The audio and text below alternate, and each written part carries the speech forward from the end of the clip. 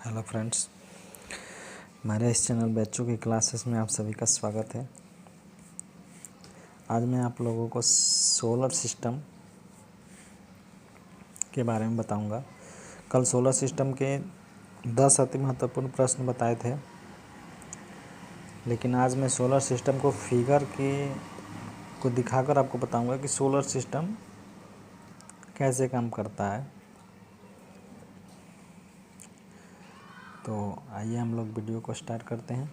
Video को start करने से पहले यदि आपने मेरे इस चैनल को सब्सक्राइब नहीं किया हो तो सब्सक्राइब कर लीजिएगा। वीडियो अच्छा लगे तो लाइक कर दीजिएगा। तो आइए हम लोग सोलर सिस्टम के बारे में जानें। सोलर सिस्टम में सन जो है वही मुख्य है। सोलर सिस्टम में सूरज जो है वो पूरा सोलर सिस्टम का मुख्य है। सौरमंडल का केंद्र बिंदु इसे सूर्य को बोलते हैं। सूर्य क्या है? एक तारा है। सूर्य क्या है? एक तारा है जो हाइड्रोजन और हीलियम से मिलकर बना हुआ है, जिसमें हाइड्रोजन 71% और हीलियम 26.5% है, और अदर जो है वो 2.5% है। दुनिया के वैज्ञानिक बोलते हैं कि अगर जिस दिन हाइड्रोजन हीलियम में बदल जाएगा उस दिन सूर्य समाप्त हो जाएगा, बट ऐसा अभी होगा नहीं। सूर्य की आयु लगभग 5 बिलियन वर्ष अनुमानित की गई है वैज्ञानिकों द्वारा। सूर्य में ऊर्जा का मुख्य स्रोत क्या है? तो वो नाभिकीय संलयन है। नाभिकीय संलयन, ये जो मैंने फिगर बनाया है वो सीक्वेंस, डिस्टेंस की सीक्वेंस के हिसाब से बनाया है कि कौन सा ग्रह कितनी दूरी पर है सूर्य से। ये सूर्य से डिस्टेंस के सीक्वेंस में लगाए गए हैं। हमको पता है कि सौरमंडल में 8 ग्रह हैं। पहले 9 हुआ करते थे, जिसमें से प्लूटो अभी कुछ साल पहले लुप्त हो गया है। इसलिए अब जो ग्रह हैं वो सिर्फ 8 बचे हुए हैं, और इन 8 ग्रहों के बारे में आज हम लोग जानकारी लेंगे कि ये सोलर सिस्टम में कैसे काम करते हैं। तो आइए जानते हैं सोलर सिस्टम के बारे में। सूर्य जब प्रकाश देता है ना, तो इस बाहरी सूर्य के बाहर जो प्रकाश आते हैं उसको प्रकाश मंडल बोला जाता है। और ये जो ग्रह है ये मरकरी है। मरकरी सूर्य के सबसे नज़दीक है। सूर्य के सबसे नज़दीक है, और ये सूर्य को 88 डेज में एक राउंड लगा लेता है। ये सारे ग्रह जो हैं वो सूर्य का चक्कर लगाते हैं। उसमें मरकरी 88 डेज में सूर्य का चक्कर लगा लेता है, जो कि सबसे कम दिनों में लगाता है, क्योंकि ये सबसे पास में है सूर्य के, इसलिए ये सूर्य के सबसे जल्दी चक्कर लगा लेता है और 88 डेज में सूर्य के चक्कर लगा लेता है। उसके बाद आता है वीनस। वीनस सूर्य का चक्कर लगाने में 225 डेज लगाता है। वीनस जो है वो सूर्य के चक्कर लगाने में 225 डेज लगाता है। और वीनस चूँकि मरकरी से बड़ा है, इसलिए सूर्य का जो प्रकाश है ना वो मरकरी से होते हुए वीनस पर सबसे ज़्यादा आता है, और यहाँ पे गर्मी मतलब उसकी सूर्य की प्रकाश इससे ज़्यादा यहाँ पहुँचती है, इसलिए ये चमकता ज़्यादा है। वीनस जो है वो चमकता ज़्यादा है, इसलिए इसको इवनिंग स्टार भी बोला जाता है और मॉर्निंग स्टार भी बोला जाता है, और अर्थ का सिस्टर भी बोला जाता है, क्योंकि ये अर्थ के पास में है और अर्थ के आकार का जैसा होने के कारण इसको अर्थ की सिस्टर, अर्थ की भागिनी, अर्थ की जुड़वा बहनें, ये सब भी इसी को बोला जाता है। इसके बाद तीसरे नंबर पे आता है अर्थ। अर्थ जो है वो सूर्य को 365 डेज और 6 आवर्स में 1 चक्कर लगाता है। अर्थ सूर्य को चक्कर लगाने में 365 डेज और 6 आवर्स लेता है। यही 6 आवर जब 4th ईयर में पहुंचता है तो उस ईयर में 29 डेज का फरवरी हो जाता है और वो लीप ईयर हो जाता है और उसमें 366 डेज हो जाते हैं उस ईयर में। और इन 2 ग्रहों के पास कोई उपग्रह नहीं था। इन 2 ग्रहों के पास कोई उपग्रह नहीं था, लेकिन अर्थ के पास एक उपग्रह है, वह है मून, यानी कि चंद्रमा। ये चंद्रमा अर्थ का चक्कर लगाता है। अर्थ सूर्य की चक्कर लगाता है और मून जो है वो अर्थ का चक्कर लगाता है। अर्थ जो है वो 365 डेज एंड 6 आवर्स में सूर्य की एक परिक्रमा पूरा करता है, लेकिन मून अर्थ का 27 डेज एंड 8 आवर्स में एक चक्कर लगा देता है।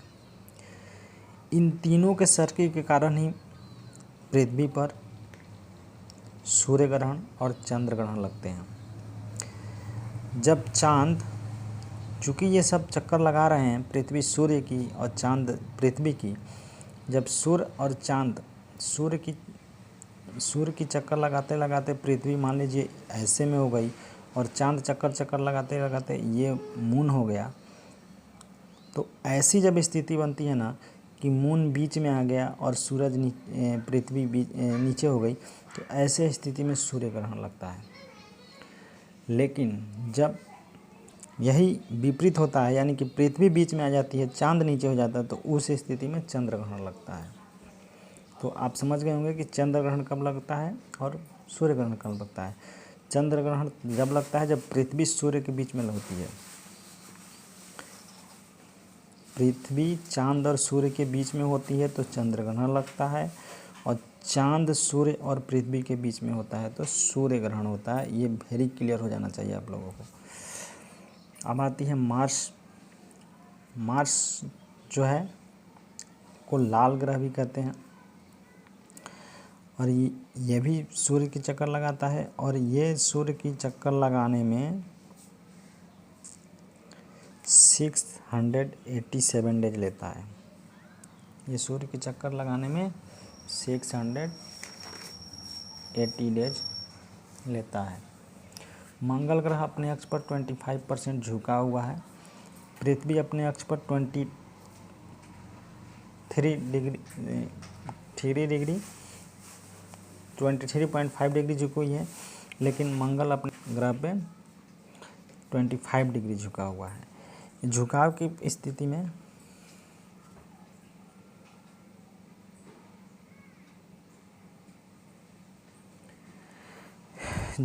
स्थिति में पृथ्वी और मंगल बिल्कुल सेम है।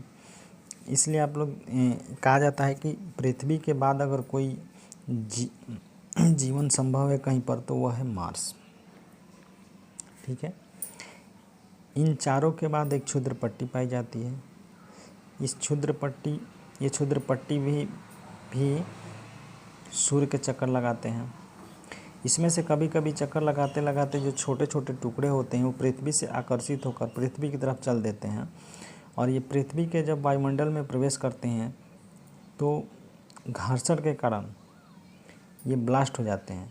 तो हम लोग कभी कभी देखते हैं कि तारे चमकते हैं, जैसे इसको बोलते हैं कि तारे चमक रहे हैं, बिजली गिर रहा है, तो ये वही होता है। ये उल्का पिंड इसको बोलते हैं। इसको क्या बोलते हैं? उल्का पिंड। और इधर क्षुद्र पट्टी के इधर जो चारों ग्रह हैं ना, ये ठोस रूप में है। इनको छुआ जा सकता है, यानी कि टच करके देखा जा सकता है कि ये ठोस रूप में है। बट इधर जो हैं ये 4 जुपिटर, सटर्न और यूरेनस और नेपच्यून, ये गैस के रूप में है। इनको सिर्फ महसूस किया जा सकता है, बट इनको हाथ से टच नहीं किया जा सकता। तो ये इनको गैसीय रूप में बोलते हैं और ये ठोस रूप में है। अब देखिए ये जुपिटर है, ये जुपिटर, इन सभी ग्रहों में सबसे बड़ा ग्रह कौन सा है? तो जुपिटर है। और ये 11 ईयर्स और 11 मंथ में सूर्य का एक चक्कर लगाता है। ये सटर्न है, शनि, और ये सूर्य का एक चक्कर लगाने में 29 ईयर एंड 5 मंथ्स ले लेता है। और शनि के पास अपना वलय भी है जो बलियों से घिरा रहता है। और इन सभी का उपग्रह भी होते हैं। उपग्रह में अभी हम लोग नहीं जाएंगे, हम लोग सिर्फ अभी इनके बारे में जानकारी लेते हैं। उपग्रह के बारे में डिटेल्स हम एक बार और फिर वीडियो बनाएंगे तो उसमें आप लोग को बताएंगे। सटर्न के बाद ये है यूरेनस। यूरेनस 84 ईयर्स लगा देता है सूर्य के चक्कर लगाने में। और यह है नेपच्यून। नेपच्यून 165 ईयर लगा देता है सूर्य के एक चक्कर लगाने में। तो इस प्रकार हम देखते हैं कि जो जितना दूर है उतना ज़्यादा समय ले रहा है सूर्य के एक चक्कर लगाने में।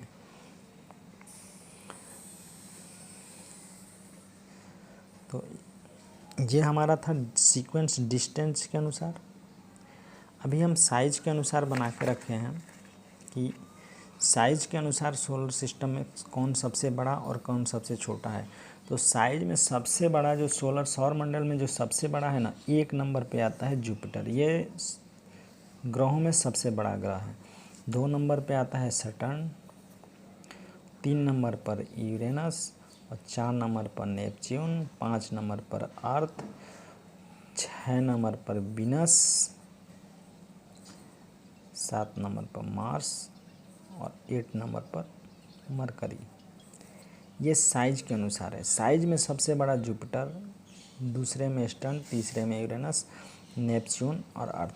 क्वेश्चन ये आ जाता है कि पृथ्वी जो है साइज के अनुसार कितने नंबर पे है? तो ये 5th नंबर पे होना चाहिए। और फिर दूसरा क्वेश्चन आ जाता है कि डिस्टेंस के अनुसार पृथ्वी सूर्य से किस नंबर पर है? तो उसमें आ जाता है कि 3rd नंबर पर, क्योंकि मरकरी और वीनस के बाद पृथ्वी का नंबर आ जाता है। तो आज की वीडियो में बस मुझे यही बेसिक जानकारी देनी थी आप लोग को सौरमंडल के बारे में।